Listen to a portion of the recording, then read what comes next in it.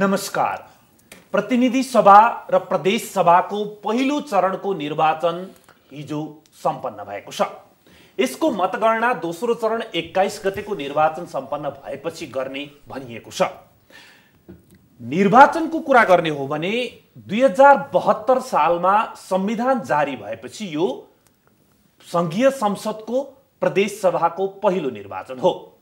2072 सालको संविधानले मुलुकलाई संघीय लोकतान्त्रिक गणतन्त्रमा रूपान्तरण गरेको छ। संघीय संरचनामा हामी गएका छौं र त्यसलाई अब कार्यान्वयनको लागि यो निर्वाचन भइरहेको छ। 2047 सालमा संविधान जारी भएपछि 2048 सालमा पहिलो निर्वाचन भएको थियो बहुदलीय व्यवस्था अन्तर्गत। तर त्यतिखेर त्यो सरकार लामो समय अथवा त्यसको आफ्नो पूरा कार्यकाल टिक्न सकेन। राजनीतिक चरित्र र प्रवृत्तिको कुरा गर्ने हो भने त्यो समय र यो समयमा त्यति धेरै फरक आएको होइन कि जस्तो भान हुन्छ। अर्कोतर्फ त्यसपछि सुरु भएको माओवादीको सशस्त्र विद्रोहको कुरा गर्ने हो भने यो निर्वाचनको समयमा पनि केही ठाउँहरूमा घटनाहरू भएका छन्। बम विस्फोटका, गोली हानाहानका, आक्रमणका घटनाहरू भएका छन्। समयकाल उस्तै उस्तै देखिन्छ। गन्ती गर्ने हो भने 25-26 वर्षको समय बितिसकेको छ। तर त्यतिखेर पनि 48 सालपछि अब समृद्धि भन्ने नारा थियो, अहिले पनि अब समृद्धि भन्ने नारा छ। अहिले अर्को एउटा के थपिएको छ भने राजनीतिक आन्दोलन चाहिँ हामीले अब सिद्ध्यायौँ भन्ने कुरा गरिएको छ। तर पनि एक पक्ष अझै राजनीतिक आन्दोलन पुरा गरेर हतियार गोला बारुदको राजनीति गरिरहेको देखिन्छ। आजको संवादमा हामी यो निर्वाचन प्रदेश सभा प्रतिनिधि सभाको लागि किन महत्त्वपूर्ण छ र हामी 48 सालपछिको अवस्थाबाट अगाडि बढ्नको लागि राजनीतिक दलहरूले त्यतिखेर गरेको गल्ती अब फेरि दोहोरिने अवस्था छ छैन। अहिले फेरि राजनीतिक आन्दोलनको लागि विद्रोह गर्न खोजिरहेको शक्तिको अब उपादेयता केही छ कि छैन र हामी आगामी दिनहरूमा जुन समृद्धि भनिरहेका छौं र यसका लागि वाम गठबन्धन र लोकतान्त्रिक गठबन्धन गरेर राजनीतिक दलहरू ध्रुवीकृत भइरहेछन्, साँच्चै त्यसैतिर अवतरण हुन्छ। यो विषयमा छलफल गर्दैछौं। कुराको सुरुवात हिजोको निर्वाचनबाट नै गरौँ। हिजो मतदान भएको छ 32 जिल्लामा 37 निर्वाचन क्षेत्र संघीय संसदको प्रतिनिधि सभाको लागि र 74 निर्वाचन क्षेत्र प्रदेश सभाका लागि। गोपालजी, हिजो निर्वाचन सम्पन्न भएको छ। निर्वाचनमा 65% मतदान भएको, केही ठाउँमा छिटपुट घटना भएको कुराहरू सार्वजनिक भइसकेका छन्। मेरो प्रश्न तपाईलाई के हो भने हिजो मत दिन गइरहँदाखेरि मतदाताले एउटा निर्वाचन आयो देशमा मतदान गर्दिउँ भन्ने सोच राख्दै मतदान गर्न गइरहेको पाइयो अथवा होइन? यो मतदान महत्त्वपूर्ण छ। संघीय संसद प्रदेश संसद गरेर हामी शासकीय स्वरूप निर्वाचन प्रणालीमै परिवर्तन आइरहेछ, त्यसकारण यो महत्त्वपूर्ण छ भन्ने ठानेर मतदान गर्न गइरहेको पाइयो। किनकि प्रतिशतको हिसाबमा कुरा गर्ने हो भने 64 सालमा 61+%, 70 सालमा 78+% र स्थानीय तहमा 74+% मतदान खसेकोमा हिजो 65% मत खसेको छ। स्थानीय तहको कुरा गर्ने भनेदेखि स्थानीय तह घर नजिकै, घर दैलोमा आफ्ना आफन्त इष्टमित्र छरछिमेकसँगको नाता गाँसेको हुन्छ एकातिर। अर्कोतर्फ अहिलेको यो संवैधानिक रूपान्तरण पश्चात जुन राजकीय शक्ति, सत्ता र साधन स्रोत चाहिँ घर दैलोमा, सिंहदरबार, ढोकामा, घर घरमा, गाउँ गाउँमा, वार्डमा भन्ने हिसाबले जुन किसिमको एउटा संवैधानिक र कानुनी प्रावधान गरेको छ त्यसले अलिकति बढी मोह थियो कि त्यसमा बढी मोह भएको कारणले गर्दाखेरि पनि त्यसमा सहभागिताको हिसाबले थप बढी देखिन्छ। तर 65% को हाराहारी र यो सङ्ख्या अलिकति बढ्छ होला, यो एउटा सुरुवाती सङ्ख्या मात्रै हो। त्यसलाई हेर्ने भनेदेखि यो एउटा उत्साहजनक परिवेशमा भएको मान्नुपर्दछ। उच्च हिमाली भेग, त्यसपछि अहिलेको अब यो म्यादी बसाइसराई गर्ने एरियाहरू छ कि थुप्रै, त्यसले गर्दाखेरि आफ्नो जीविकोपार्जनको लागि मुङलान जानुपर्ने, प्रदेश जानुपर्ने अवस्था पनि भएको बेला अनि अहिलेको सन्दर्भ हेर्दाखेरि निर्वाचन माथिल्लो तहमा भइरहेछ कि पहिलो कुरा त प्रदेश, त्यसको परिकल्पना धेरै आम नागरिकले नगरिरहेको अनि यसको स्वरूप संरचना के हो त्यो पनि थाहा नभएको, त्यस पछाडि अब चाहिँ प्रतिनिधि सभाको निर्वाचन भएकोले गर्दा आफूले हात लम्याउँदाखेरि सरकार नभेटिने ठाउँमा अहिले निर्वाचन भएको कारणले गर्दाखेरि त्यो तयारी, त्यो उत्सुकता अथवा त्यस किसिमको सहभागिता जनाउनु पर्ने किसिमको एउटा जुन अर्ज भन्छ नि त्यो एउटा चाहिँ अलिकति कमी आएको मात्रै हो। तर समग्रमा बुझेरै गइराख्नु भएको थियो। होइन, यो एकदम प्रदेश बुझेर। सभा हो, यो हजुर, संघीय हजुर। प्रतिनिधि सभा हो, यसमा मतदान यति यस कारणले महत्त्व छ भनेर बुझेरै मतदान होइन, गइराख्नु। बुझेर मतदान गर्न गएको पक्का हो अधिकांश मतदाताहरूले। तर सन्दर्भ के छ भनेदेखि यो निर्वाचनको जुन एउटा सकस छ नि, फास्ट ट्र्याकको सकस, त्यसले गर्दाखेरि स्थानीय तहको निर्वाचन एक तह, त्यो कुरालाई सिद्ध्याएर त्यस पछाडि तपाईँको चाहिँ प्रदेश सभाको निर्वाचन समाप्त गरेर अब यसको हैसियत हुँदो रहेछ, यसको कार्यक्षेत्र यो रहेछ, यसको निर्वाचन पद्धति प्रणाली यो रहेछ भन्ने कुरा बुझेर त्यसलाई अनि थन्क्याएर अनि प्रतिनिधि सभामा जाँदाखेरि चाहिँ यसको तह होइन, राज्य पुनर्संरचना कसरी भएको रहेछ, निर्वाचन पद्धति र प्रणाली होइन, रिप्रेजेन्टेसन मोडल, क्यारेक्टरहरू के चेन्ज भएको छ भन्ने कुराहरू आम नागरिकलाई बुझ्न सजिलो हुन्थ्यो। त्यो बुझाइ चाहिँ अलिकति अब यो जुम्ल्या खालको चाहिँ निर्वाचन भयो नि त अहिले होइन, ट्विनिङ गरेर गर्दाखेरि चाहिँ होइन, निर्वाचनमा जाँदाखेरि मतपत्रहरू 3वटा छन् अनि कुनै जोडेर आएको छन्, कुनै फरक छन् भन्दाखेरि त्यसले स्वत केही न केही दुविधा त पक्का पनि छ। पुरञ्जनजी, स्थानीय तहको निर्वाचनमा उम्मेदवार मत माग्न जाँदा विकास ल्याइदिन्छु भन्थ्यो मतदातालाई। मतदाता पनि के चाहनुहुन्छ भन्दा मेरो गाउँठाउँमा विकास चाहियो भन्थ्यो। प्रदेश र प्रतिनिधि सभाको निर्वाचनमा जाँदा पनि प्रदेश सभाको उम्मेदवार पनि के भन्छ, विकास ल्याइदिन्छु, समृद्धि ल्याइदिन्छु भन्छ। संघीय संसद प्रतिनिधि सभाको उम्मेदवार पनि विकास ल्याइदिन्छु भन्छ। मतदाता पनि दुवैसँग विकास माग्छ। विकास विकास विकास मात्रै कुरा भएर मैले त्यही भएर प्रश्न के उठाउन खोजेँ, हामी साँच्चै बुझिरहेका छौँ स्थानीय तह के हो, प्रदेश के हो, सङ्घ के हो, मतदाताले कति बुझेर मत गरे, उम्मेदवारले कति बुझाउन सकेर मत गरे, अथवा यो रेगुलर इलेक्सन जस्तो गयो? अब यो तपाईँको प्रश्न जटिलै हो। यो जटिलता कहाँबाट सृजित भएको हो भनेर भन्दाखेरि चाहिँ संविधानबाटै छ। संविधान पनि ओभरल्यापिङ छ। स्थानीय सरकारको भूमिका के हो, त्यसको काम, कर्तव्य र अधिकार के हो, प्रदेशको के हो र प्रतिनिधि सभाको के हो, यो संविधानले पनि तपाईँले हेर्नुभयो भने जमिन सम्बन्धी सबै तिनटैमा ओभरल्यापिङ छ। जङ्गल सम्बन्धी पनि त्यही छ, जल सम्बन्धी पनि त्यही छ। अब म तपाईँलाई थप अब यो तपाईँले दिनुभएको प्रश्नको म कसरी उत्तर दिँदा ठिक ठान्छु भने स्थानीय निर्वाचनभन्दा अगाडि र स्थानीय निर्वाचन पछि पनि म चाहिँ झन्डै तपाईँलाई झापाको चाहिँ मेची नदीदेखि लिएर कञ्चनपुरको त्यो के बड्डा चौकी के भन्छ, गड्डा चौकीसम्म म विभिन्न प्रकरणले करिब करिब नेपालभरि चाहिँ अब आफ्नो कामको सन्दर्भमा पनि केही राजनीतिक अभियानको रूपमा पनि हिँडेको थिएँ। भर्खरकै कुरा हो। हिँड्ने क्रममा मैले स्थानीय निर्वाचन अगाडि जुन ढङ्गको उत्साह भेटेको थिएँ, मैले अहिले यो प्रदेश सभा र प्रतिनिधि सभाको चुनावमा त्यो उत्साह भेटिनँ। र मैले सिन्धुपाल्चोक र काभ्रेमा अनि दोलखामा सोधेँ, त्यसै गरी अन्त पनि सोधेँ। अब यो भइसकेको हुनाले सिन्धुपाल्चोकको म एउटा उदाहरण दिउँ। सिन्धुपाल्चोकमा चाहिँ 5-7 वर्ष चाहिँ गाडी हाँकेर बसेको चाहिँ कतारमा उसलाई मैले सोधेँ। उसको टिमै थियो, त्यहाँ युवाहरूको टिम थियो। भर्खर त एउटा चुनाव भएर थाकेको थियौँ, अर्को चुनाव आइपुग्यो, चुनाव पनि कन्फ्युजन छ कता के गर्ने। उसले मलाई पढाए के भन्दा मैले उसलाई यसो बुझाएँ, यो त यस्तो हो नि त भनेर भने मैले। उसले बुझ्न गाह्रो मानौ। त्यहाँ बुझ्नु मानो सबभन्दा मूल कुरो उसको के थियो भने अब यो धान काट्ने कि चुनावको प्रचार लाग्ने। गाउँमा चुनाव लागेको थिएन। मैले सिन्धुपाल्चोकमा देखेँ, मैले यो अन्यत्र पनि देखेँ, सखुवासभामा पनि देखेँ होइन। अब अनि मैले चाहिँ विचार के गरेँ भनेर भन्दा मैले यो कुरो फेरि आफूभन्दा माथि जो थिए अब राष्ट्रियको नीति निर्माण तहमा बस्नेहरूसँग सेयर पनि गरेँ कि चुनावमा चाहिँ प्रदेश सभा र चाहिँ प्रतिनिधि सभाको चुनावमा लोकल चुनावमा हरेक ठाउँमा त्यतिखेर जबकि मधेसवादी पार्टीहरूले भाग लिन्छन् लिँदैन भन्ने दुविधा थियो र भाग लिएनन् पनि एक थरीले, त्यो बेलामा पनि म सप्तरी, सिराहा, रौतहट, सम्पूर्ण तराईको जिल्ला होइन, मेची टु महाकालीको करिब एभरेज सबै ठाउँमा 4 रात 5 रात सुतेर प्रोग्रामहरू गरेर अनि सामाजिक सद्भाव पनि क्रिएट गर्दै म हिँडिरहेको थिएँ होइन। त्यतिखेर मैले के देखेको थिएँ भन्दा अत्यन्तै ठुलो उत्साह, चुनावमा भाग लिनुपर्छ भन्ने दबाब चाहिँ मधेसवादी जनताबाट चाहिँ सिमरनगढमा त केसम्म पनि देखियो भने चाहिँ जुनसुकै पार्टीबाट पनि हामी चुनाव उठ्छौँ भन्थे। त्यही कुरा गौरमा पनि थियो। तर त्यस्तो उत्साह चाहिँ अब दुर्भाग्यले भनौँ के भनौँ, अघि चाहिँ हाम्रो शिवाकोटीजीले ठिकै भन्दै हुन्थ्यो, यो 65% जुन भोट पर्यो नि, यो मैले बडो उत्सवको रूपमा यसलाई बुझेँ क्या। मैले यो लेभलको एक्सपेक्टेसन मेरो थिएन। भनेको 65% मलाई लागेको थिएन। मैले देखेको यो दोस्रो चरणको नेपालमा त्यसको कारण के थियो भने मैले तपाईँलाई भने अघि एउटा चुनावले थकित थिए, अर्को चाहिँ हार्भेस्टिङको पिरियड थियो, क्लाइमेट अनफ्रेन्डली छ अहिले चुनावलाई होइन। र चाहिँ कस्तो छ भने मान्छेहरूलाई चाहिँ घर दैलोमा जाने आउने मान्छेहरूलाई पनि चाहिँ कतिपय उम्मेदवारले के भन्यो भने त्यो गाउँै जान सकिँदैन, बाटो एकदम चिसो छ, जङ्गल पर्छ।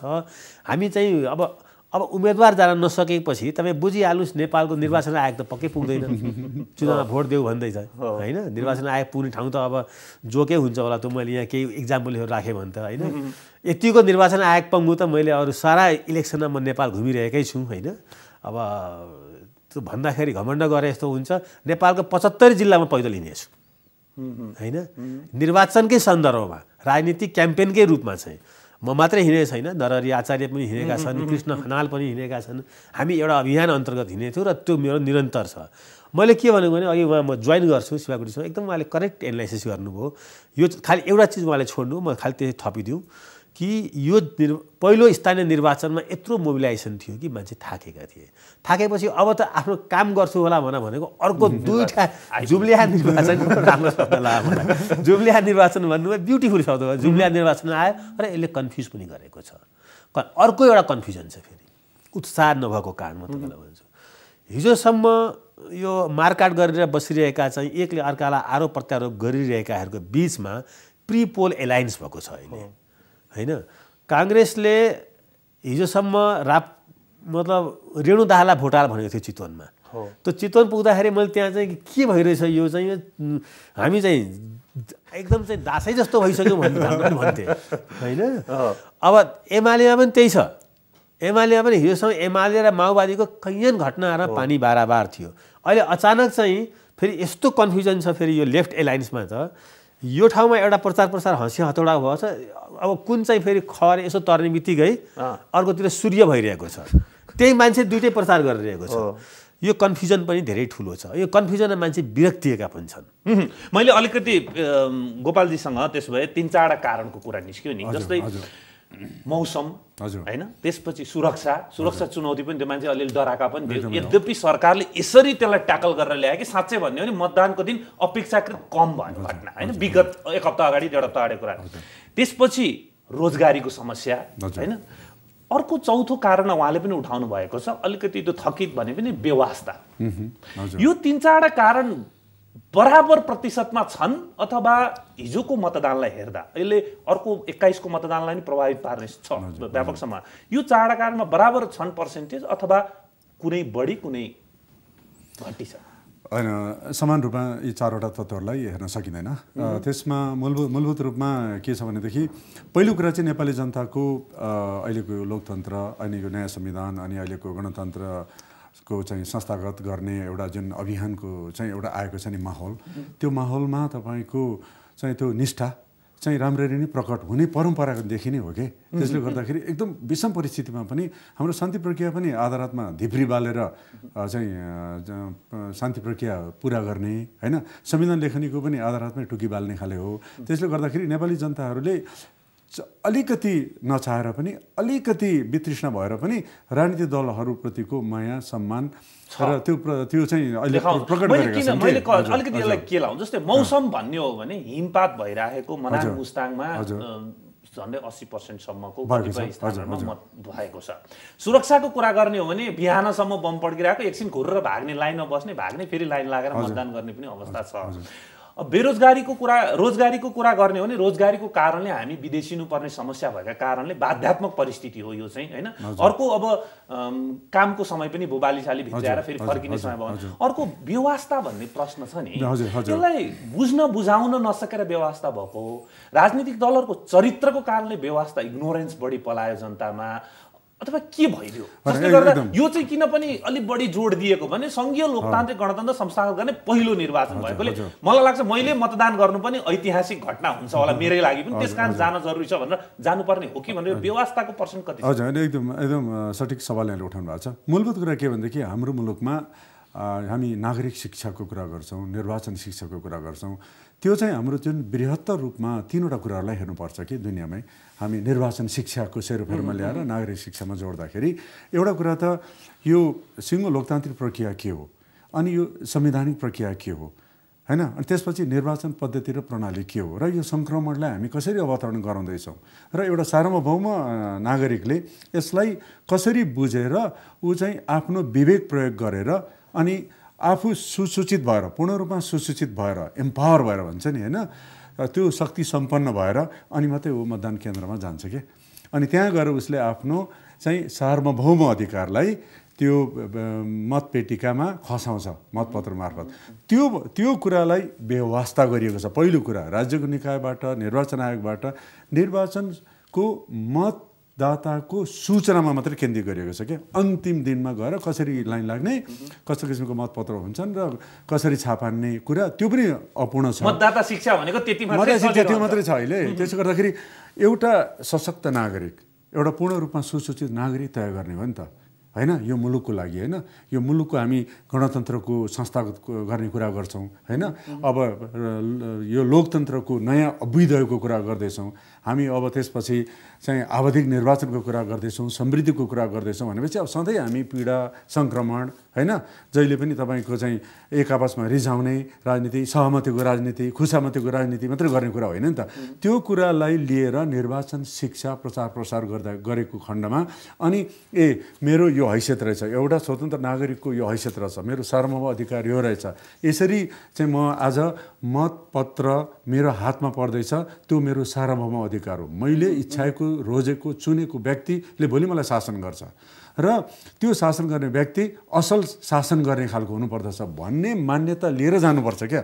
त्यहाँ जाँदाखेरि त्यसको आवश्यकता छ, त्यो आवश्यकता छ। त्यो भाग त एकदमै अपुरो छ हाम्रो समाजमा। यही प्रश्न म पुरञ्जनजीसँग पनि यही प्रश्न लिएर राज्यले केही पनि गर्दैन, जितेर जान्छन् फर्केर आउँदैनन् भन्ने एक खालको सोच छ। अघि भनिहाले मतदाताले विकास मात्रै माग्छ, विकास माग्ने मतदाताले यदि चाहने हो भने मत गर्न त जानु पर्यो नि त। फेरि मैले यो प्रश्न के भनेको भने यति हुँदाहुँदै पनि ल भ्रष्टाचारी भए, फटाइ गरे, राम्रो गरेनन्, जे गरे पनि आवधिक निर्वाचन भइरहन जरुरी छ र त्यो आवधिक निर्वाचनमा हरेक नागरिकले भाग लिन जरुरी छ भन्ने तथ्य कसरी इस्टाब्लिस गर्ने। किनकि हाम्रो मतदातामा मेन्टालिटी के जित्दाखेरि जे पनि गर्छु भन्छन्, जितेर गएपछि फेरि फर्केर आउँदैन भन्ने जुन सोच छ नि, त्यसलाई चिरेर यो व्यवस्थासँग जोड्ने हो भने राजनीतिक चेतनाको कुरा गर्ने नि हामी 70 वर्षभन्दा बढी भयो, 7 सालदेखि हामी राजनीतिक आन्दोलनको त्योभन्दा अगाडिदेखिको इतिहास भनेपछि हामी लगभग सचेत छौँ जस्तो लाग्छ मलाई चाहिँ मतदाता नागरिकको हिसाबले राजनीति। तर के पनि गर्दैन त्यसकारण भन्ने जुन व्यवस्थाको प्रश्न छ नि, त्यति हुँदाहुँदै पनि मत गर्न चाहिँ जानुपर्छ। विजयजी, यसमा तपाईँले प्रश्न लामो सोध्नुभएको छ होइन, यसको उत्तर अलिकति लामै होला होइन।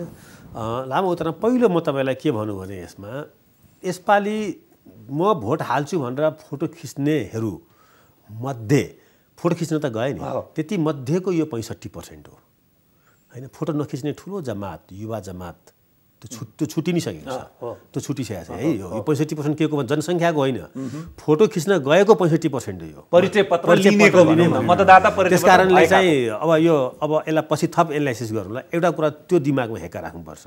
यो ओभरअल पपुलेसनको चाहिँ 65% होइन, उमेर पुगेकाहरूले भोट हाल्न चाहिँ 65% गए भनेर सोच्यो भने फेरि त्यो अन्यथा हुन्छ, रङ इन्टरप्रिटेसन हुन्छ। एक अर्को कुरा म तपाईँलाई भनौँ, स्थानीय निर्वाचन भइसकेपछि म केही जिल्लाहरू गएँ, त्यहाँको मेयर साहेबहरूलाई भेटेँ होइन। रोल्पा गएँ, लिवाङको मेयर सायद उहाँको ज्वाइँ हुनुहुन्छ, के नाता पर्ने हुनुहुन्छ महाराजीको होइन, मलाई लाग्छ त्यो। हामी यसै गरी बस्यौँ, पुरा त्यो सिद्धिएको 60 दिन कति दिन भइसक्यो थियो, उहाँहरू पुरा अन्यलमा हुनुहुन्थ्यो।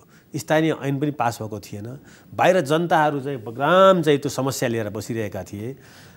के अधिकार हो, के कर्तव्य हो, के काम गर्ने हो, त्यो अन्यलता थियो। त्यो अन्यलता ठुलो हामीले अरू जिल्लामा पनि देख्यौँ, अरू जिल्लामा पनि। उदाहरणको रूपमा म रोल्पा राखिदिन्छु। रोल्पामा हामी 3 रात बस्यौँ। 3 रात बस्दाखेरि चाहिँ मेयर पनि कन्फ्युजनमा, उपमेयर झन् ठुलो कन्फ्युजनमा।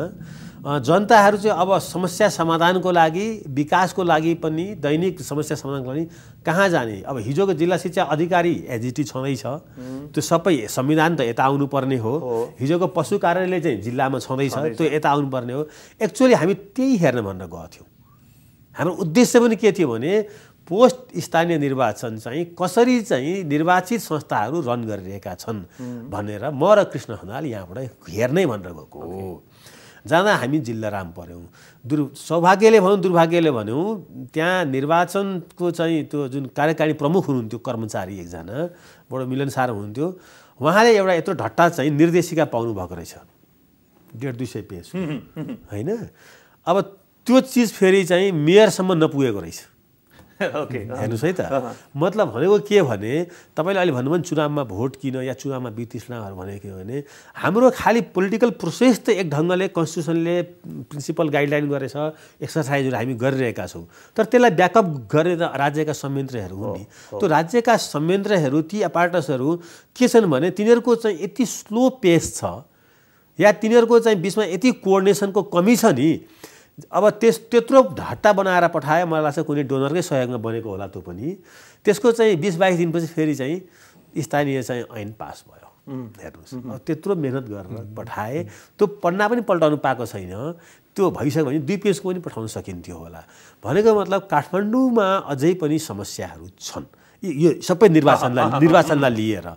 अब तपाईँले जुन मूलभूत एउटा प्रिन्सिपलको कुरा चाहिँ के गर्नु हो भन्दाखेरि चाहिँ हिजोको एउटा सिस्टमबाट यो सिस्टममा हामी जब चाहिँ जाँदैछौँ, सङ्क्रमणकाललाई चिरेर जाँदैछौँ भने यस्तो बेलामा उत्साहपूर्वक सारा जनता भाग लिएर निर्वाचनमा सहभागी भएको हुनुपर्ने हो, 80% हुनुपर्ने हो भनेर भन्ने हो। हाम्रो पनि यो परिवर्तनको लागि जुन हामीले चाहिँ अभियान चलायौँ, यो परिवर्तन भन्दाखेरि आजको जुन संविधान आएको छ यसको पछाडिको उद्देश्य के हो भनेर भन्दाखेरि 47 सालको संविधानले जुन गाइडेन्स गरेको डेमोक्रेसी छ त्यसले चाहिँ प्रपरली गाइडेन्स गरेन। एक त्यो भनौँ त्यो संविधान चाहिँ इलिट्स भयो, त्यसले काम गरेन। 47 सालको संविधानले जुन डेभलपमेन्टको जुन मोडल तय गरेको छ त्यो डेभलपमेन्टको मोडल काठमाडौँ केन्द्रित भयो, त्यो मोडललाई हामीले रिजेक्ट गरेको हो। त्यसकारणले यो अघि उहाँले भन्नुभयो शिवकोटीले स्थानीय रूपमै सरकार चाहिँ घर घरमा यसो हात समात्दाखेरि पाउने गरी ह्यान्डसेक गर्ने गरी डेभलपमेन्टको मोडल पनि हामीले नयाँ ढङ्गले लिएको हो। र अर्को के हो भने थर्ड चाहिँ जुन नेपालको डाइभर्सिफिकेसन छ, भूगोलको मात्रै होइन पपुलेसनको पनि विभिन्न जाति भाषामा नेपालीहरू बाँडिएका छन्, नेपालको 47 सालको संविधानले त्यो डाइभर्सिटीलाई एड्रेस गरेन। हाम्रो यो नयाँ संविधानले समावेशी संविधान हो। यो 3D डेभलपमेन्टको नयाँ रूप, डेमोक्रेसीको नयाँ रूप र डाइभर्सिफिकेसनको नयाँ रूप, यसलाई सम्बोधन गर्न अहिलेको संविधान नेपालमा आवश्यक ठानियो। यहीँनिर मेरो एउटा थप प्रश्न यहीँनिर आइपुगेको छ। मैले अघि सुरुमा प्रोग्राम ओपनिङ गर्दा पनि भनेको थिएँ, हामी 47मा बहुदलीय संविधान जुन बनाइसकेपछि 48मा हामीले निर्वाचन गऱ्यौँ होइन। मैले अब त्यसमा कतिको सहमति असहमति, त्यतिखेरको पात्र प्रवृत्ति राजनीतिक दलहरूको नेतृत्वको लगभग अहिलेसम्म पनि तिनै मान्छेहरू नेतृत्वमा भएकोले पात्र प्रवृत्तिमा त्यति धेरै परिवर्तन देखिँदैन। हामीले 48 पछि एउटा दलले नेपाली काङ्ग्रेसले बहुमत पाउँदा पाउँदै पनि गुमाउने स्थिति पर्यो, सरकार 5 वर्ष टिकेन, स्थिरता भएन। त्यसपछि हामीले विविध नाममा सशस्त्र विद्रोह खेप्नु पर्यो, यो खालको स्थिति आइपुग्यो। अहिले पनि लगभग कम्पेयर गर्दा उस्तै उस्तै पाइन्छ भन्ने मेरो बुझाइ हो। तपाईँले के भन्नुहुन्छ त्यसमा? होइन, तपाईँले भन्नुभएको कुरा अब सर्टमा भन्नु, तपाईँले भन्नुभएको कुरा अब पात्र र प्रविधि यहाँ चाहिँ महान हुने हुन् कि स्थापित हुने हुन् कि भोलि कि हामीले ल्याएको यो संविधान र सिस्टम स्थापित हुने हो, द्वन्द्व अबको नेपालको यसैमा छ। यो द्वन्द्व वास्तवमा सिरियस द्वन्द्व छ। किनभने जुन मैले अहिले तपाईँलाई भने रोल्पामा त के देखियो भने पात्र र प्रविधि जुन हिजो थिए त्यसको फलआउट त त्यहाँ देखिसक्यो नि। अब फेरि यो जति यो परिवर्तनहरू भएका छन् अहिले नेपालमा, यसको यो परिवर्तनको पछाडि चाहिँ को छ, मूलतः कसको माइन्डले यसमा काम गरेको छ भन्दा एउटा त निस्सन्देह नेपाली जनता हुन्, अर्को यसको अगुवाई गर्ने भनौँ न अब संहिताको लागि मधेसवादीहरूले अगुवाई गरेका छन्, गणतन्त्रको लागि तपाईँ हामीले चाहिँ एकदमै स्वीकार्नै पर्छ, यो चाहिँ माओइस्ट मुभमेन्टकै हाम्रो नेपालमा परिणाम हो। अब आजको नेपालको चाहिँ पोलिटिकल इन्जिनियरिङ के छ भन्दाखेरि चाहिँ आज मधेसवादीहरू पनि माओवादीहरू पनि यो देशलाई लिड गर्ने स्थितिमा कमजोर छन्। सायद सम्भवतः त्यही भएर तपाईँले थप भन्नुभएको वाम गठबन्धन अगाडि आउनु परेको हो, उनीहरूको दिमागमा पनि त्यो हुनसक्छ त्यो कुरा। अब काङ्ग्रेस, नेपाली काङ्ग्रेस सबभन्दा पुरानो पार्टी र एमाले जसले 5-7-10वटा चुनावमा भाग लिएर नेपालमा कम्युनिस्टै भए पनि यो चाहिँ एउटा predictable reliable democratic communist party हो भन्न सकिन्छ होइन। यो म भन्दै पनि आइरहेको छु। त अब अहिले के देखियो भने तर त्यहाँ पनि पात्र र प्रवृत्ति त्यही छन् जो चाहिँ 47 सालको संविधानलाई जोगाउन नसक्ने नै छन्, जोगाउन सकेनन् नि। 47 सालको चाहिँ डेभलपमेन्ट मोडललाई पनि जोगाउन सकेनन् होइन। अब काङ्ग्रेसमा त झन् अझै के छ भने त्योभन्दा पनि रिग्रेसिभ नै होला, एग्रेसिभ त छँदै छैन होइन। तर अब आजको मितिमा हामीले के विश्वास गरौँ भने यो संविधान निर्माणमा तिनै प्रवृत्तिहरू फेरि चाहिँ यी पार्टीहरूका पनि नेता थिए हो। तिनै प्रवृत्तिहरू। थप अर्को एउटा प्रश्न तपाईँले गरिरहेको कुरामा त्यसकारण हामीले राजनीतिक परिवर्तन त गर्छौँ। रोल्पाको उदाहरणलाई मान्ने हो भने त्यसको म्यानेजमेन्टको लागि चाहिँ जुन नेतृत्व तहमा गम्भीरता चाहिने हो, जिम्मेवारीपन चाहिने हो, त्यो चाहिँ अझै पनि अभाव त्यो छैन भन्ने कुरामा धेरै बहसै नगरौँ। त्यो पटक्कै छैन, किनभने भोलि यी जितेर आउने प्रदेशसभामा जितेर आउनेहरूले शपथ कहाँ खान्छन्? त्यसको गभर्नरको नियुक्ति 7 प्रदेशमा गभर्नरको नियुक्ति हिजो अस्ति नै भइसक्नु पर्थ्यो। शपथ खाने ठाउँ पनि छैन, कहाँ जाने तिनीहरू? अब तिनीहरूलाई या त चाहिँ त्यो त्यहाँ क्षेत्रीय सचिवले शपथ खुवाउनु पर्यो या जिल्ला न्यायाधीशले शपथ खुवाउनु पर्यो। तपाईँ हेर्नुहोस् न, यो कुरो फेरि तपाईँसँग मात्रै भनिरहेको छैन, यो कुरो मैले चाहिँ नेपालको शीर्षस्थ नेताहरूको बिचमा पनि यो कुरा खोइ त अब त्यही चुनाव त हुँदैछ, निर्वाचित भएर आएपछि त शपथ खानु पर्यो नि, कहाँ गएर उनीहरूले ओथ लिन्छन्? प्रतिनिधि सभाकोले त यहाँ आउलान् होइन, प्रतिनिधि सभाकोले यहाँ आउलान्, यहाँ ओथ पनि लेलान् होइन, तर प्रदेश सभाको लागि चाहिँ कहाँ जाने नि? त्यसैबाट देखिन्छ त्यसबाट पनि म्यानेजमेन्टमा कति गम्भीरता कति छैन भन्ने कुरा। अलपत्रे स्वभाव होइन, क्राइसिसलाई मात्रै म्यानेज गर्ने स्वभाव चाहिँ हाम्रो हिजोको नेतृत्वको थियो।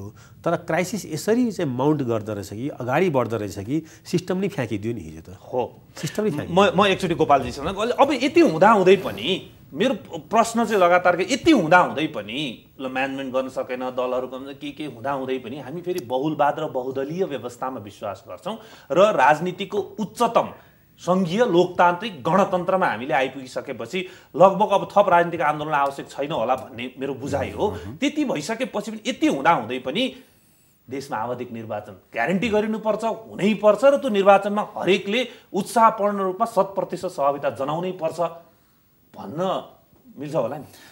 होइन, आवधिक निर्वाचन त लोकतन्त्रको एउटा धरोहर नै हो होइन, किनभने जबसम्म आवधिक निर्वाचन हुँदैन त्यसले अरू थप विकृतिहरू ल्याउँछ होइन, विभिन्न खालका सङ्क्रमणका कुराहरू आउँछन् अनि विभिन्न किसिमका शक्तिहरूले बाह्य अथवा आन्तरिक शक्तिहरूले चाहिँ सलबलाउने जो चाहिँ लोकतन्त्र विरोधी अथवा मानवाधिकार विरोधी शक्तिहरूको पनि उदयमान हुन सक्छ विभिन्न ठाउँमा। हाम्रो मात्रै मुलुकको कुरा होइन, हाम्रो नेपाल हेर्दाखेरि चाहिँ एकदमै भौगोलिक रूपमा जनसङ्ख्याको हिसाबले अरू मुलुकहरूको तुलनामा सूक्ष्म लाग्छ। तर हाम्रा यहाँको विविधता, यो पुरन्दर सरले उठाउनु भएको जस्तो यहाँको विविधता, डाइभर्सिटी र अभिलाषा चाहिँ होइन, a tiny nation with giant aspiration भनिन्छ क्या, भन्दाखेरि एस्पिरेसनको त्यो श्रृङ्खला यति धेरै छ कि त्यो पेन्डोरस बक्स त हामीले खोल्यौँ। यो खास गरेर यो 10 वर्षको चाहिँ सशस्त्र विद्रोह पश्चातको शान्ति प्रक्रियामा हामीले त्यो बाकस खोलिसकेपछि त्यसलाई अब व्यवस्थित गर्नको लागि चाहिँ हाम्रो त्यो क्षमता, हाम्रो त्यो कुशलता चाहिँ कमी देखिएको छ होइन। त्यसले गर्दाखेरि त्यसलाई म्यानेज गर्नको लागि एकदमै समानान्तर रूपमा द्रुत गतिमा काम गर्नुपर्ने अवस्था छ। हामीलाई 1 सेकेन्डको पनि सुविधा छैन कि हामी पर्खौँ अनि त्यसपछि यसलाई तपाईँको यसलाई व्यवस्था गर्नलाई भनेर। मतदाताले पनि के बुझ्नु पर्यो भने यिनले मलाई केही पनि दिएनन्, यिनका लागि म किन मत हाल्न जाने भनिरहँदा यी भन्दा नराम्रो स्थितिमा पुगिन्छ, रिग्रेसनमा पुगिन्छ भन्ने कुरा मतदाताले पनि बुझ्नु पर्यो। मतदाताले पनि बुझ्नु पर्यो। सँगसँगै तपाईँको राजनीतिक दलहरू जो स्थापित राजनीतिक दल भनेर भनिन्छ, जुन अहिलेको भनौँ न शान्ति प्रक्रियाका चाहिँ अब एकदमै मेजर प्लेयर्सहरू भनेर भनिन्छ होइन। अहिले त्यो अब व्यक्तिको कसले प्रतिनिधित्व गर्छ भन्दाखेरि पनि त्यही पुस्ता नै अगाडि आउने त हो नि, तिनै। तर राजनीतिक दलहरूको हकमा चाहिँ के भयो भने निर्वाचन भइरहेको आवधिक भने फाल्लिन पनि सक्छन् होइन, त्यो पनि मतदाताको सहभागिता चाहिँ हरेक निर्वाचनमा उत्तिकै महत्त्व छ। हजुर एकदमै। यिनको विरुद्ध भनेर म मत हाल्न गइन भने त्यसले नेगेटिभ इम्प्याक्ट पार्छ, रिग्रेसनसँग पुग्छ भन्ने उदाहरण छ। सफा हुँदै जान्छ, मतदाता जानु जरुरी छ। तर राजनीतिक दलहरू त रेगुलर इलेक्सन भइरहेको भने सचेनन् भने फालिन्छन्, त्यो सफा हुँदै जान्छ होइन, सफा हुँदै जान्छ। तर आवधिक निर्वाचनको विकल्प चाहिँ कतै पनि छैन। आवधिक निर्वाचन गरिनु पर्दछ, किनभने एउटा शासन पद्धति, एउटा मुलुकको समृद्धि विकासको कुरा गर्छौँ नि हामी सधैँ। हामी अब सङ्क्रमणको मात्रै कुरा गर्दैनौँ नि होइन, किनभने अहिलेको यो निर्वाचन भनेको चाहिँ राजनीतिक रूपमा अवतरण गराउने एउटा अन्तिम अस्त्र हो पनि हो। र नयाँ नेपाल भनेर हामीले जुन पहिले परिकल्पना गरेका छौँ नि त्यसको प्रादुर्भाव गर्ने होइन, सुरुवाती पनि हो, सुरुवात बिन्दु पनि हो, आरम्भ गर्ने एउटा एकदमै ऐतिहासिक अवसर हो। यो अवसरबाट चुक्नु हुँदैन। त्यसको लागि आवधिक निर्वाचनको कुरा एउटा कस्तो राम्रो पक्ष छ भने नेपालको सुन्दर पक्ष पनि केलाउनुपर्छ क्या। जस्तासुकै शक्तिहरू होइन, सशस्त्र विद्रोहका शक्तिहरू चाहे अब तराई आन्दोलन अथवा अरू आन्दोलनका शक्तिहरू, अब खण्डीकृत भएका आन्दोलन छन्, जातीय आन्दोलन छन्, क्षेत्रीय आन्दोलन छन्, थारू आन्दोलन, लिम्बुवानको आन्दोलन, तमुवानको आन्दोलन, सबै आन्दोलनहरू अहिले एक ठाउँमा आएको अवस्था देखिन्छ कि अब केही न केही तपाईँको यो हतियारको सन्दर्भमा अब सशस्त्र विद्रोह भएका मुलुकहरूको, अहिले मैले भने सशस्त्र विद्रोह भएका चाहिँ मुलुकहरूमा हतियार तैरिरहन्छ, कसैले न कसैले त्यो प्रयोग गर्छन्, सङ्गठित अपराधका घटना पनि हुन्छन्, त्यसलाई राजनीतिक कलर पनि दिइन्छ, त्यो अर्को पक्ष भएन। तर सबै शक्तिहरू अहिले एक ठाउँमा आएको, एउटा केन्द्रबिन्दुमा एउटै प्लाटफर्ममा आएको एउटा सुनौलो अवसर यो मुलुकले पाएको छ। त्यसैले आवधिक निर्वाचनको ढाँचा कोर्ने र सँगसँगै यहाँले उठाउनु भएको सन्दर्भ अत्यन्त महत्त्वपूर्ण छ। प्रधान सरले पनि एकदमै राम्रो विश्लेषण यसमा के गर्नुभएको छ भन्दाखेरि सकस छ के लामो समयसम्मको केन्द्रीकृत शासन सत्ताको यो सकस हो, यसलाई एकदमै अप्राकृतिक पनि नमानौँ, यो प्राकृतिक पनि छ। तर त्यो उदारता होइन, त्यो उदारता संविधानले ग्यारेन्टी गरेको जुन अहिलेको जुन यो त खालि विकेन्द्रीकरणको मात्रै कुरा होइन, यो त पावर डिभोल्युसन होइन, यो सत्ता शक्ति सम्पत्ति होइन साधन स्रोत चाहिँ तपाईँको तल्लो निकायसम्म पुर्याउने अवसर भनेको चाहिँ यो समावेशिताको सिद्धान्त। निर्वाचन पद्धति पनि त्यसरी नै विकसित गरिएको छ, अनि सिङ्गो विकासको परिकल्पना पनि त्यसरी गरिएको छ। र अब हामी एउटा उदयमान मुलुकको रूपमा दक्षिण एसियाबाट हामी अब जागेर आउँछौँ। हामीले लोकतन्त्रको पनि नमुना देखायौँ विश्वको मानचित्रमा, मानवाधिकारप्रतिको हाम्रो अगाध निष्ठा पनि हामीले देखाइसकेका छौँ होइन। 240 वर्ष पुरानो र चाहिँ त्यति जरा गाडेको एउटा शासन राजसत्ता भनौँ न लाई पनि हामीले फ्याल्यौँ होइन। भन्दाखेरि अब हामी विकासको लागि, जस्तो अफ्रिकामा बोत्सवाना भन्ने एउटा मुलुक छ, सानो देश हो बोत्सवाना भन्ने सानो देश हो। ठुल्ठुला देशहरूले अब अहिले उसलाई आरिस गर्ने स्थिति बनाएछ कि केन्याले आरिस गर्छ, नाइजेरियाले आरिस गर्छ, घानाले आरिस गर्छ। बोत्सवाना कसरी उठ्थ्यो? दक्षिण अफ्रिकाले पनि हेरिराखेको छ कसरी बोत्सवाना तपाईँको लोकतन्त्रलाई पनि यसमा परिवर्तन पछिको म्यानेजमेन्टको प्रश्न चाहिँ अहम रहन्छ। पोलिटिकल म्यानेजमेन्ट, पोलिटिकल लिडरसिपबाट हजुर लोकतन्त्र कस्तो हुँदो रहेछ भने हामी अघि कुरा गर्दै थियौँ नि, मुगाबे शासन जतिखेर सुरु हुँदै थियो त्यतिखेर ऊ त नेसनल हिरो थिए। हजुर अहिले बाहिरिने क्रममा त नेसनल भिलेन भएर बाहिरिँदैछन् भनेपछि त यो म्यानेजमेन्ट गर्न सकेन भनेदेखि त समस्या आउँदो रहेछ। त्यो परिवेश आउँछ। र मैले सँगै जोड्न खोजेको चाहिँ त्यो एकदमै सही भन्नुभयो। यसो मैले सँगै उठाउन खोजेको चाहिँ लोकतन्त्र, मानवाधिकार र आवधिक निर्वाचन र विकास, जुन हामी विकासको समृद्धि खाले विकासको कुरा गर्दैछौँ नि होइन, त्यो सँगसँगै पनि जान सक्छ भन्ने कुरा बोत्सवानाले देखाएको छ। मैले अब पुरञ्जनजी, अब त्यसो भए नागरिक र सरकार बीच एक खालको द्वन्द्व चल्नेवाला छ। अब यसैमा म अलिक जोडौँ है। यसमा चाहिँ यो अब यसमा बिपी कोइरालाबाटै जोड्न चाहन्छु। बिपी कोइरालाले के भन्नुहुन्थ्यो भने प्रजातन्त्रको मात्रै नारा दिएर हामी सधैँ लोकतन्त्रलाई जोगाउन सक्दैनौँ।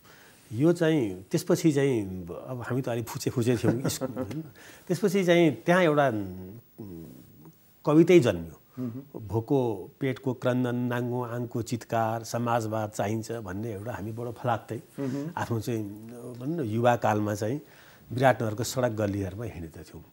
अहिले यो मैले किन जोडेको भने अब यो आवधिक निर्वाचनले मात्रै के त चाहिँ हामी डेमोक्रेसी या अहिले आएको संविधानलाई जोगाउन सक्छौँ भनेर भन्ने कुरामा थप के हो भने हेर्नुहोस्, यो स्पेन र पोर्चुगलमा अर्ली 70s एउटा डेमोक्रेसीको वेभ स्टार्ट गर्यो। त्यतिखेर संसारभरि जम्मा 28-29वटा देशमा मात्रै डेमोक्रेसी थिए। 1991मा जुन बेला हामी यहाँ डेमोक्रेसीलाई एक्सर्साइज गर्न अगाडि बढ्दै जाँदाखेरि 92सम्म के भयो भन्दाखेरि चाहिँ संसारमा झन्डै 143वटा देशमा डेमोक्रेसी भनेको जुन हामीले अहिले आवधिक निर्वाचनबाट राज्यको सत्ता फर्मेसन गर्ने एउटा बन्यो। त्यो बेलामा एउटा बडो बहुचर्चित पुस्तक निस्क्यो, the end of the history and the last man. पुँजीवादको जय जयकार, लोकतन्त्रको जय जयकार, अब अरू सारा वादहरू समाप्त भन्ने एउटा निस्क्यो। फ्रान्सिस फुकुआमा भन्ने जापानिज मूलको अमेरिकनले लेखे। त्यो किताब बहुचर्चित भयो। तर दुर्भाग्यले के हो भनेर भन्दाखेरि चाहिँ उनीले फेरि 5 वर्ष पनि बित्दा नबित्दै मेरो यो सारा थेसिस रिडिङहरू रङ रहेछ र मैले केही दिन अगाडि उनको एउटा किताब पढेँ होइन, द पोलिटिकल डिसअर्डर भन्ने च्यालेन्ज भन्ने पढेँ। र एउटा तपाईँले कतिको नोटिस गर्नुहुन्छ, हामी चाहिँ त्यसलाई फलो गर्नुहुन्छ, एउटा फ्रिडम हाउस भन्ने संस्था छ अमेरिकामा। त्यसले संसारभरि डेमोक्रेसीको उतार चढावको बारेमा त्यसले चाहिँ स्टडी रिसर्च गरेर आफ्नो चाहिँ वेबसाइटमा त्यो हालिरहेको हुन्छ। लास्ट 9 वर्षमा 26-27 वटा देशमा आबाधिक निर्वाचन भएर हुन छोडेर डेमोक्रेसी फेरि गइसकेको छ है। फेरि यो च्यालेन्ज छ, डेमोक्रेसी गएर फेरि डिक्टेटोरियलसिप आइसकेको छ त्यहाँ।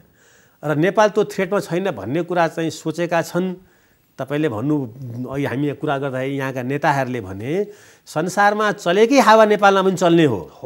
किन त्यो चाहिँ रिग्रेसिभ चाहिँ मुडमा गयो भन्दाखेरि चाहिँ एउटै त्यसको एन्सर त्यही फ्रान्सिस फुकुआमाले अहिले संसारभरि प्रवचन दिँदै हिँडेका छन्। त्यो युट्युबमा पनि 10औं क्लास 3को हेर्न पाइन्छ। उनी के भन्छन् भने डेमोक्रेसीले डेलिभरी गर्न सकेन भन्ने यसलाई जोगाउन कठिन छ। रोल मोडल चाइना हुँदैछ संसारमा, कमान्ड डेमोक्रेसी लिबरल इकोनोमी, यो रोल मोडल हुँदैछ। इटालीले त्यसलाई स्वीकार्दैछ। युरोपमा अहिले एकदम चर्चाको विषय हंगरीमा छ। मैले इटालीको पत्रिकाहरूलाई यसो फलो गरेको थिएँ, केही वर्ष अगाडि म युरोपमा थिएँ, हेरेको थिएँ। त्यहाँको होल इटालीमा पनि, टर्कीमा, हंगरीमा, बुडापेस्टमा, भियनामा चाइनिज मोडलको क्रेज थियो, आकर्षण थियो है। डेभलपमेन्टको अब चाहिँ एग्रिकल्चर सेक्टरले ग्रोथ गरेको छ, इम्प्लोइमेन्ट ग्रोथ गरेको छ, म्यानुफ्याक्चरिङ सेक्टर छ, मानिसहरूले चाहिँ हातमा मोबाइल लिन पाएको छन्। एउटा पोलिटिक्स गर्दिन, पोलिटिक्समा चाहिँ जान्न भन्दाखेरि सबै स्वतन्त्रता पनि छ, पाइएको छ। यो खतरा नेपालमा मात्रै छैन, विश्व परिवेशमा छ। सायद यही खतरालाई बुझेर होला, मलाई थाहा छैन, म त्यसको असहमत स्वर धेरै ठुलो स्वरमा कराइरहेको छु। यही खतरालाई बुझेर होला नेपाली काङ्ग्रेसको लोकतान्त्रिक गठबन्धनले, वाम गठबन्धनले अधिनायकवाद ल्याउँछ भनेर चिन्ता व्यक्त गरेको। यो विश्व परिवेशलाई बुझेर पनि हुनसक्छ, किनभने त्यहाँ विश्व परिवेश बुझ्नेहरूले नै काङ्ग्रेसमाथि हालिमुहाली गरेका छन्। त्यही भएर मेरो प्रश्न के थियो तपाईँलाई भने, त्यसो हुँदाखेरि फेरि एकचोटि नागरिक र सरकार बीचको द्वन्द्व त देखिने भयो। कुन रूप स्वरूपलाई अहिले नजाउँ, किनभने सरकारले डेलिभरी गर्नु पर्यो। भने के छ भन्दा समृद्धि समृद्धि समृद्धि समृद्धि भनेको छ। शब्दको समृद्धिले त समृद्धि आउँदैन, त्यसको ब्याकबोनहरू के हुन्? कुनै पनि राजनीतिक नेतृत्वबाट त्यो प्रष्ट भिजन त सुनिँदैन होइन। भनेपछि नागरिक र सरकार बीचको खोइ डेलिभरी भनेर नागरिकले प्रश्न गर्ने भयो, सरकारले डेलिभरी दिन सक्ने अवस्था भने किन तपाईँले जग बसाल्नु भएको छैन।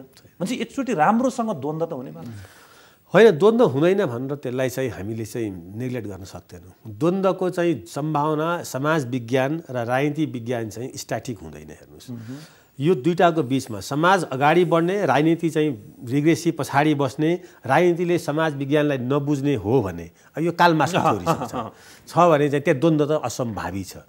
आखिरमा 51 सालदेखि चाहिँ 63 साल, बाहिर 63 साल आउनु त टाइम लागेको हो नि। द्वन्द्व समाजमा बसिरहेको थियो नि। म तपाईँलाई चाहिँ उदाहरण दिन्छु। गिरिजाप्रसाद कोइरालासम्म स्थानीय निर्वाचनमा 54 सालको स्थानीय निर्वाचनमा जाँदाखेरि 10-15 जना केटाहरूले हाक्काहाकी हामी चाहिँ जनयुद्धमा लागिरहेका छौँ, यो भएको रुकुममा हो होइन, लागिरहेका छौँ, तपाईँको पुलिस प्रशासनले हामीलाई के पकड्न सक्छ र तपाईँको सरकारले त्यहाँ त्यो जनमोर्चाको नाममा त्यहाँ एकदमै ठुलो पर्ज भएको रहेछ, धेरै ठुलो होइन। म त्यो बेला त्यहाँ पुगेको थियौँ। अनि उनीहरूले के भने भन्दाखेरि चाहिँ हामी तपाईँको सिस्टमलाई च्यालेन्ज गर्छौँ भने। 54 सालमा भर्खर भनौँ न एउटा चाहिँ डेमोक्रेसी अगाडि बढ्दै थियो। त्यो चाहिँ यहाँ काठमाडौँमा एउटा सरकार थियो, वामदेवको चुनावको बेलामा म पुगेको थिएँ। त्यो बेलामा उनीहरूले बडो ठुलो च्यालेन्ज गरेर गएको थियो गिरिजाप्रसाद कोइरालालाई।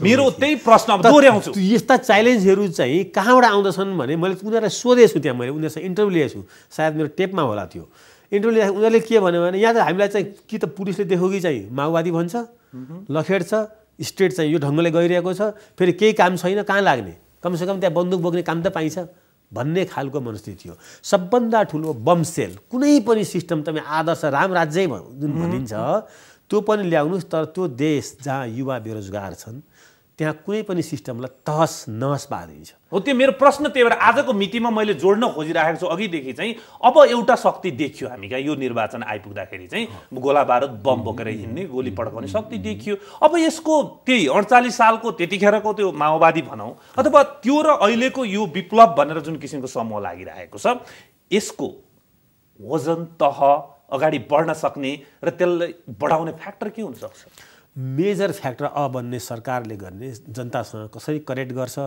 रुल अफ ल यसको सबभन्दा ठुलो कुरा हो होइन। जस्टिस, स्टेटले जस्टिस गर्छ भन्ने हेर्नुहोस्, सुरुको दिनहरूमा सरकारहरू संसारमा चल्ने भनेको होपबाट हो, डेलिभरीबाट चाहिँ सेकेन्ड फेजमा हो पहिला होप हो, यसले गर्न थाल्दैछ भन्ने। त्यो होपले मान्छेले धैर्य गर्छन् र त्यो होपलाई मार्न आउने यस्ता विप्लव जस्ता मान्छेहरूलाई उनीहरूले नै च्यालेन्ज गर्छन्। तर होप क्रिएट गर्न सक्छन् कि सक्दैनन्, खालि म्यानिफेस्टो त कसैले पढ्दैन आजको दिनमा, होइन? त्यो पनि फेरि विश्वासयोग्य भएन, पढ्नु विश्वासयोग्य भएन, होइन? फेरि संसारमै सबभन्दा नपढिने चाहिँ भनेर त्यो चिनिन्छ। जस्तो 7-8% भोटर पनि पढ्दैनन् त्यो, होइन? यहाँ मात्रै होइन, त्यसलाई लिएर डिबेट पनि नगरौँ म, किनभने म पनि नेपाली काङ्ग्रेसको म्यानिफेस्टोमा कहीँ न कहीँ संलग्न भएको मान्छे हो, होइन? त्यस कारणले चाहिँ तर मैले के भनेको भने त्यो होपबाट हेर्नु, होप नहुँदाखेरि त मान्छेले सुसाइड गर्छ नि तत्कालै, 1 सेकेन्डमा। यो देशमा सबभन्दा पहिला राजनीतिक पार्टीहरूको नेताहरूले, तपाईँले भन्नुभएको अघि सुरुको कुरा करेक्ट हो, जुन प्रवृत्ति छ त्यो प्रवृत्ति चाहिँ के छ भने सारा जनता चाहिँ ठिक हुनुपर्ने, सारा पिपुलले चाहिँ भोट हाल्न आउने, सम्पूर्ण नेपाली जनताले पटक पटक सत्तामा पनि पुगाउने, तर पटक पटक यी नचेत्ने हो भने यो लास्ट होप हो। यो अवसर फेरि पनि काङ्ग्रेस एमालेलाई नै दिएको छ, म भन्छु, यसैका नेताहरूलाई दिएका छन्। यसपछि मैले अघि थ्रेट गर्दैछु, संसारमा अर्को हावाहुरी चल्दैछ, अर्को हावाहुरी नयाँ ढङ्गले आउँदैछ। हेर्नुहोस्, यो हावाहुरी अमेरिकामा आइसक्यो। अमेरिकामा ट्रम्पले व्हाइट मेजोरिटी प्रोटेक्सन इकोनोमी, मोदीले उहाँ इन्डियामा चाहिँ जर्मनीमै आयो, जर्मनीमै चाहिँ त्यो चलिरहेछ। त्यस कारणले यो बुझ्नु पर्यो, हामीले जुन डाइभर्सिफाइड चाहिँ कन्स्टिट्युसन लिएको छौँ, डाइभर्सिफिकेसनलाई लिएको छौँ, यहाँ पनि अलिअलि, अब अहिले चुनाव अगाडि यो धेरै भन्न मलाई मन थिएन, अलिअलि पहाडे राष्ट्रवाद छ नेपालमा पनि भारतको नाकाबन्दीपछि। यो तपाईँ हामीले चाहिँ फिल गर्ने गरी छ, मैले घुम्दाखेरि फिल गरेको छु। त्यसको बेनिफिट कुनै राजनीतिक पार्टीले लिइ पनि रहेको छ होला, होइन? त्यतापट्टि पनि अहिले नजाउँ। तर मैले के भनेको भने साँच्चै नै धेरै पटक राजनीतिक परिवर्तनका आन्दोलनहरू भएका छन्। यो एउटा अवसर आएको छ, यो राम्रो अवसर आएको छ नेपालको, नेपाल सुहाउँदो अवसर आएको छ यो संविधानमा। त यसलाई लिएर भोलिको दिनमा ठिक ढङ्गले रुल अफ ल अनुसारको डेभलपमेन्ट मोडलहरू बनेन भनेर भने र पिपुललाई होप क्रिएट गर्न सकिएन भने चाहिँ अर्को हावाहुरी नेपाल आउन टाइम लाग्दैन है, फेरि तयार भएर बसेको छ, तयार भएर बसेको छ। अब गोपालजी, जस्तै यहाँले संसारभरिको इलेक्सनलाई अब्जर्भ गरिरहँदाखेरि रेगुलर इलेक्सन भइसकेपछि पनि, होइन, त्यसपछि पनि यसलाई म्यानेज गर्न नसक्ताका समस्याहरूको जुन हामी कुरा गरिरहेका छौँ र अहिले हामीका पनि पात्र प्रवृत्ति उस्तै खालको समस्या छ भन्दैछौँ नि, अनि हामी अर्को के भन्दा आवधिक इलेक्सन चाहिँ हुनैपर्छ, यो त एकदम के अरे मानवाधिकारको एकदम बेसिक उस पर्छ भनिरहेको छौँ नि, त्यो खालको समस्याहरू आएको कतिको पाइन्छ? जस्तै इलेक्सन भयो, म्यानेज गर्न नसक्दाखेरि त्यसले त्यो उपलब्धिहरू गुमाएको अवस्था हामीले संसारको इलेक्सनको ट्रेन्ड हेर्दाखेरि र यो खालको सुरक्षा थ्रेटको कुरा गरिरहँदाखेरि यसले पछिको लङ टर्ममा पार्ने असरहरूको कुरा गरिरहँदाखेरि चाहिँ कस्तो देखिन्छ संसारको ट्रेन्ड? हजुर, धेरै टाढा जानु पर्दैन विजयजी। हाम्रो एकदम नजिकको मित्र 22-23 किलोमिटर टाढा मात्रै पर्छ हाम्रो सिमानाबाट बङ्गलादेश, जहाँ आवधिक निर्वाचन भइरहेको छ। हामी त्यहाँ चाहिँ पर्यवेक्षक हिसाबले पनि संलग्न भएका थियौँ, होइन? र त्यहाँ अहिले तपाईँको विपक्ष 76% ठाउँमा, सन् 2013को कुरा गरेको ठाउँमा विपक्षले त्यसमा चाहिँ आफ्नो उम्मेदवारी नै दिएन र त्यहाँ लोकतन्त्र, त्यहाँ मानवाधिकार भनेरै शासन अहिलेसम्म चलाइरहेको छ। त्यसले एउटा ठुलो विग्रह चाहिँ जन्माइरहेको छ, त्यहाँ आवधिक निर्वाचन भइरहेको छ। पाकिस्तानमा लोकतन्त्रको धुपछाया भइरहन्छ, कहिले लोकतन्त्र देखिन्छ, त्यहाँबाट फेरि तपाईँको चाहिँ सैन्य शासन हुन्छ, कहिले तपाईँको परिवर्तन भइरहन्छ र त्यहाँको निर्वाचनको पनि शुद्धता, निर्वाचनको विश्वसनीयतामा कमजोरी हुँदाखेरि त्यहाँ पनि विग्रहका स्वरहरू एकदमै तेजिलो रूपमा आइरहेका छन्। त्यहाँ सशस्त्र विद्रोहका घटनाहरू अब दैनिकी रूपमा भइरहेका छन्। अफगानिस्तानमा पनि यो निर्वाचन चाहिँ आवधिक रूपमा हुन्छ, सन् 2004, त्यसपछि आएर 2005, 2008-9मा फेरि 2 चोटि, त्यसपछि 10 अनि 13मा 3 चोटि गर्नु पर्यो भोट अडिट समेत, 14मा आएर त्यो अहिले तपाईँको चाहिँ सत्ता चाहिँ अब बाँडफाँड गरेर चाहिँ त्यहाँ म्याच फिक्सिङ गरेर गरिएको छ। तर त्यहाँको विद्रोह, त्यहाँको जुन हामी अहिले त्यहाँको कन्फ्लिक्टको कुरा गर्छौँ, युद्धको कुरा गर्छौँ, त्यो झन् चुलीमा पुग्दैछ क्या, झन् असहज स्थितिमा छ। अहिले त तपाईँको तालिबानलाई पनि अब सत्तामा आउनको लागि भनेर अमेरिकनहरूले आग्रह गर्नुपर्ने स्थिति आइसकेको छ अहिले भन्दाखेरि। केन्याको उदाहरणहरू भर्खरै अब तपाईँको पहिले पनि ठुलो समस्या भएको थियो तपाईँको 2007मा, अहिले आएर अस्तिको निर्वाचन पनि सर्वोच्च अदालतले खारिज गरेर अब फेरि पनि तपाईँको विपक्षले भाग नलिएर पहिले जसले जित्यो उसैले जितेको अवस्था हुँदाखेरि त्यहाँ पनि विग्रहको स्थिति छ। त्यसैले निर्वाचनले बनाउँछ पनि बिगार्छ पनि, होइन? त्यसको दुईटै कुराहरू हुन्छ। त्यसले निर्वाचनलाई पहिलो कुरा चाहिँ फेरि पनि विश्वसनीयताको कुरा, एउटा लोकतान्त्रिक निर्वाचनका सम्पूर्ण मापदण्ड पुरा गरेर समावेशी निर्वाचनको रूपमा अगाडि लैजानुपर्छ। अघि पुरन्दर सरले भन्नुभएको त्यो युवाको कुरा गर्दा अहिले अन्दाजी भनौँ न भारत बाहेक करिब 42 लाख युवा शक्ति, होइन, त्यो चाहिँ कसो नि तपाईँको मसल पावर र ब्रेन पावर चाहिँ इज आउट अफ कन्ट्री भन्दाखेरि त्यो नेपालको अहिलेको निर्वाचन प्रक्रियामा उहाँहरू एब्सेन्ट हुनुहुन्छ, गहेल हुनुहुन्छ क्या, जसको अर्थतन्त्रले रेमिटेन्स इकोनोमीले हाम्रो दुखदुखी थामिराखेको छ भन्दाखेरि त्यो प्रक्रियालाई अगाडि बढाउने लामो अभ्यास भयो। निर्वाचन आयोगले पनि कोसिस गर्यो, तर सरकारको तर्फबाट त्यो प्रक्रिया अगाडि बढेन कि सबैले यो युनिभर्सल सफराजको कुरा गर्दाखेरि सबैले त्यसमा स्वामित्व लिन पाउनुपर्छ, भोलि गएर वितृष्णा हुनसक्छ। एक अर्को म यो प्रसङ्गले आवधिक निर्वाचन हुनुपर्छ, आवधिक निर्वाचनका मापदण्ड पनि सँगसँगै लिएर जानुपर्छ। एक सँगै अहिले उठेको एकदम अहम सवाल अहिले उठिरहेको छ यो बहसको सिलसिलामा, संविधान त हो नि हाम्रो मूल मन्त्र, अस्त्र शस्त्र जे भने पनि संविधान हो। यो संविधानको एकदमै सुन्दर पक्ष हेर्नुहोस् है, दुईवटा कुरा। एउटा यो संविधानमा पहिलोचोटि अधिकारलाई मात्रै राखेन कि कर्तव्यलाई पनि राख्यो। 10वटा कर्तव्यहरू राखिएका छन्, नागरिकका कर्तव्यहरू होइन, कर्तव्य राखिएको संविधान। धेरै मुलुकहरूमा तपाईँको यो सिटिजन्स अब्लिगेसनहरू राखिएका छैनन् कि, हाम्रो उसमा सिटिजन अब्लिगेसन सहितको आएको छ। त्यो अब्लिगेसन हेर्ने हो भने त ओहो भन्दाखेरि एउटा नागरिक कति संयमित हुनुपर्छ, कति अनुशासित हुनुपर्छ, कति जिम्मेवार हुनुपर्छ भन्ने कुरा देखिन्छ। तर त्यो कुरा राज्य जिम्मेवार भयो भने, राज्यले त्यो उत्तरदायित्व वहन गर्यो भने, त्यो अब्लिगेसन राज्यले त्यो चाहिँ तपाईँको अनुकरणीय उदाहरण देखायो भने नागरिक चाहिँ तपाईँको सचेत हुन्छ, अनुशासित हुन्छ। त्यसले गर्दाखेरि त्यो पक्ष समानान्तर रूपमा जानुपर्छ, एउटा मैले हेरेको कुरा। अर्को सँगसँगै कुरा यो संविधानको राम्रो पक्ष यो स्थायित्वको कुराको लागि के, लोकतन्त्रको स्थायित्वको लागि, आम नागरिकमा वितृष्णा नफैलाउनको लागि अहिले हाम्रो संविधानमा 32वटा तपाईँको मौलिक अधिकारहरू राखेका छन्। ती 32वटा मौलिक अधिकारमा तपाईँको झन्डै 1/3 अधिकारहरू त तपाईँको आर्थिक, सामाजिक, सांस्कृतिक अधिकारसँग गाँसेका छन्, वातावरणको अधिकारसँग गाँसेको छ, शान्तिको अधिकारसँग गाँसेको कुराहरू चाहिँ मौलिक अधिकारको रूपमा राखेका छन्, जसको न्याय निरूपण योग्यता हुन्छ, न्याय निरूपण योग्य हुन्छन्। भन्दाखेरि योभन्दा अगाडिको संविधान तपाईँले हेर्नुहुन्छ भने तपाईँ भोकले मर्नुभयो भने होइन, तपाईँलाई अनिका लागु, भोक लागु, भोकले मर्नुभयो क्या, तपाईँको फ्रिडम फ्रम हङ्गर भन्ने कुरामा तपाईँको न्याय निरूपण गर्ने ठाउँ कहीँ पनि थिएन। एउटा हुम्लामा एकजना महिला होइन, तपाईँको बच्चा जन्माउन नसकेर सामान्य सुडिनीको अभावमा उनले मृत्युवरण गर्नु पर्यो भनेदेखि त्यसको जिम्मेवारी कसले लिने भन्ने कुरा तपाईँको कहीँ पनि मुद्दा लाग्दैन थियो, कहीँ पनि मुद्दा लाग्दैन थियो होइन।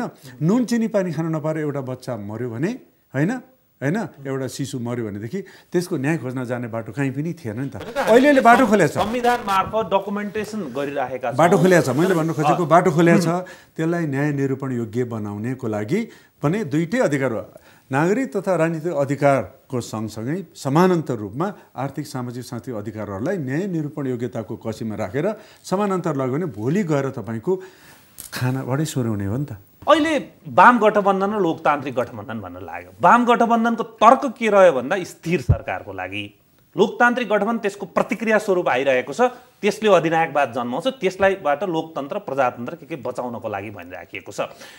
यसले के गरिरहेको देखिन्छ फिजिकल्ली भने ध्रुवीकरण गरिरहेको देखिन्छ र निर्वाचन क्षेत्र जोगाउ अभियान देखिन्छ र म जित्नुपर्छ त्यसकारण यो गठबन्धन आवश्यक छ भन्ने देखिन्छ फिजिकल्ली चाहिँ।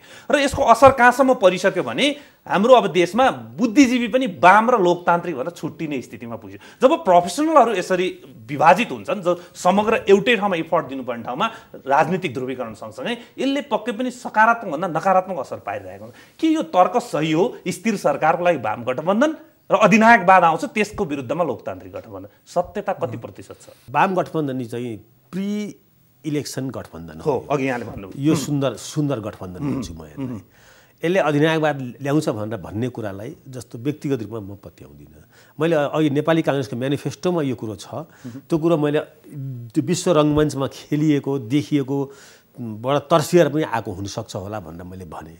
तर नेपालको एउटा सुन्दरता के हो भने आज जुन कुरा इन्डियाको माओइस्टहरूलाई चाहिँ मेन स्ट्रिममा ल्याउनलाई च्यालेन्ज छ होइन, छैन नि, सकिरहेको छैन। नक्सलवादी आन्दोलनले कैयन जिल्लाहरू 700 जिल्लामाथि चाहिँ प्रभाव पार्न छ इन्डियामा।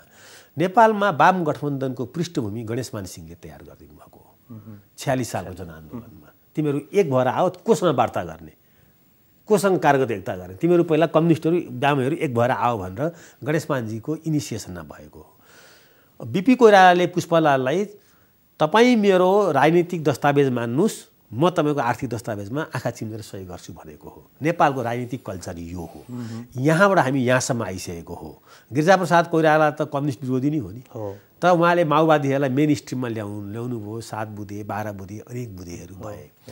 मलाई अहिलेसम्म चाहिँ म एउटा चाहिँ बिइङ ए नेपाली काङ्ग्रेसको समर्थक शुभेच्छुक, म तपाईँलाई निर्वाध रूपमा भन्छु, नेपालमा नेपाली काङ्ग्रेसले 30 वर्षमा के सबैभन्दा ठुलो गौरव गर्ने कुरा गरेको छ भने नेपालको कम्युनिस्टहरूलाई प्रजातान्त्रिक रूपान्तरणमा सहयोगी हात अगाडि बढाएको छ। यो काङ्ग्रेसको सबभन्दा ठुलो गौरव र यो चुनावमा क्याम्पेन गर्नुपर्ने विषय थियो, न कि वामपन्थीहरूले जित्दा अधिनायकवाद आउँछ भन्ने कुरा। यसमा म कहीँ पनि कुनै पनि किसिमले अधिनायकवाद यसरी आउँदैन हो। अधिनायकवाद चाहिँ जस्तो अब भनौँ न, अब वाइमर संविधानबाटै अधिनायकवाद आयो होला, या इन्दिरा गान्धीले नै इमर्जेन्सी लाई होला। अधिनायकवाद आउनलाई अनेक रूप रङमा अधिनायकवाद यसरी घोषणा गरेर यसरी चाहिँ वाम गठबन्धन गरेर अधिनायकवाद चाहिँ आउँदैन होइन। तर अब किन लेखियो होला, त्यहाँ अब धेरै विद्वान बुद्धिजीवीहरूको त्यो जमघट भएको ठाउँ छ। अहिले त त्यो झन् नेपाली काङ्ग्रेस भन्थे, मैले त अब नेपाल चाहिँ त्यो एनआरएन पार्टी हो कि जस्तो भइसकेको छ त्यो होइन। जो विदेशबाट आए फ्याक्टर लाएर चाहिँ त्यसैले त्यहाँ डोमिनेट गरेर देख्छौँ होइन। त्यस कारणले त्यो चाहिँ नेपाली समाजसँग डिस्कनेक्ट भएको चाहिँ त्यो घोषणापत्रको एउटा अङ्गमा त्यसलाई मान्दछु, बडो तितो शब्दमा। त्यसरी अधिनायकवाद आउँदैन। काङ्ग्रेसले मिस्टेक गरिरहेको छ यो मामलामा चाहिँ, आफूले गौरव गर्नुपर्ने विषयलाई फ्याँकेर हिँडिरहेको छ। किनभने माओवादीलाई मेन स्ट्रिममा ल्याएको लोकतान्त्रिक रूपान्तरण गर्नको लागि गिरिजाप्रसाद कोइरालाले धेरै मेहनत गरेका छन्। हामीले पनि धेरै ज्यान जोखिममा हालेका छौँ। त्यस्तै मालेलाई एमाले बनाउन मनमोहन अधिकारीको मात्रै साथ भएर पुग्दैन थियो, गणेश मान्जीको पनि ठुलो रोल थियो त्यसमा। त्यसकारण यी सारा नेपालको चाहिँ वैचारिक चाहिँ एउटा चाहिँ इतिहासको क्रममा काङ्ग्रेसले आफूले गौरव गर्ने विषयलाई अहिले गुमाइरहेको छ। त्यो चाहिँ काङ्ग्रेसको लागि दुर्भाग्य हो। वाम गठबन्धन चाहिँ स्थिर सरकारको लागि भनिएको छ होइन। त्यो हेर्दाखेरि यस्तो छ नि त, वाम गठबन्धनले एकदम करेक्ट एनालाइसिस के गरेको छ भनेर भन्दाखेरि चाहिँ स्थानीय निर्वाचनमा जुन ढङ्गको मतको प्रतिशत आयो त्यहाँ चाहिँ त्यो तपाईँले हेर्नु होला, ट्रायङ्गुलर फाइट भयो भने काङ्ग्रेस माओवादी एमालेको बिचमा भयो भने काङ्ग्रेस त्यहाँ निस्किन्छ। 56मा चाहिँ वामदेव गौतमले काङ्ग्रेसको बहुमतको लागि धेरै ठुलो सहयोग गरे होइन। संविधान सभाको चाहिँ अहिले दोस्रो संविधान सभामा चाहिँ विप्लव र मोहन वैद्यहरूको बहिष्कारले पनि काङ्ग्रेसले धेरै ठुलो त्यसमा चाहिँ गेन गरेको छ टार्गेट। जस्तो अहिले मलाई म क्लियर भन्न सक्छु, विप्लवहरूको टार्गेट चाहिँ प्रचण्डको पार्टी हुनसक्छ। दोस्रो उनीहरूको टार्गेट चाहिँ के छ भने एमाले हुनसक्छ। किन यिनीहरूलाई कमजोर नपारिकन यो कम्युनिस्टको जुन सेम्पेथिक एउटा जुन चाहिँ जोन छ नि, यो यतापट्टि जाँदैन। यिनीहरू कमजोर, यिनीहरूले चाहिँ डेलिभरी गर्न नसक्ने भएपछि उसले ती युवाहरूलाई आफूपट्टि आकर्षित गर्न सक्छ। यिनीहरूको सरकार बनाउन यिनीहरू डेलिभरी गऱ्यो भने विप्लवको पार्टी त्यसै लिक्विडेसनमा जान्छ होइन। त्यस्तै काङ्ग्रेसले पनि धेरै राम्रो डेलिभरी गर्यो भने, लोकतान्त्रिक गठबन्धनले गर्यो भने पनि नेपालमा आयो जुन कम्युनिस्ट एलायन्सले अधिनायकवाद आउँछ भन्छ, त्यो कम्युनिस्ट एलायन्स त झन्डै 54 सालमा चाहिँ कम्युनिस्ट धेरै विक भएको थियो नि। स्थानीय निर्वाचन 49 सालको स्थानीय निर्वाचनमा हेर्नु, धेरै जिल्लाहरूमा चाहिँ नेपाली काङ्ग्रेसको वर्चस्व थियो स्थानीय निर्वाचनमा। त हामीले के बुझिरहेको छैनौँ भने डेलिभरी नै हो जनताको चित्त बुझाउने। जब डेलिभरी गर्न सकिँदैन जनतासँग भने, जनतालाई जस्टिस गर्न सकिँदैन भने अनि उग्र विचारहरू स्थापित हुन्छन्। त्यो माओवादीको नाममा, विप्लवको नाममा, या राइटिस्ट फोर्सहरूले इन्डियामा भइरहेछ अहिले मोदीको राइटिस्ट फोर्स होइन। यहाँ चाहिँ तराइयन राइटिस्ट फोर्सहरू क्रिएट भइरहेका छन्। इन्डियन नेसनल कङ्ग्रेसले डेलिभरी गरेको भए उसले बोकेको सेकुलरिजम डाइभर्सिटी त राम्रो थियो नि, डेलिभरी गर्न सकेन, करप्सनमा इन्भल्भ भयो। त यो पाठ के हुन्छ भने बुद्धिमान मान्छे त्यही हुन्छ जो आफ्नो छर छिमेक दायाँ बायाँबाट लेसन लिन्छ र आफूलाई सुधार्छ। तपाईँले फर्स्ट क्वेसन तपाईँको यहाँ छ, त्यो प्रवृत्ति लेसन लिने ठाउँहरू छर छिमेकमै छ। नभए आबादिक निर्वाचन एउटा अङ्ग हो, सम्पूर्ण अङ्ग डेमोक्रेसी हो।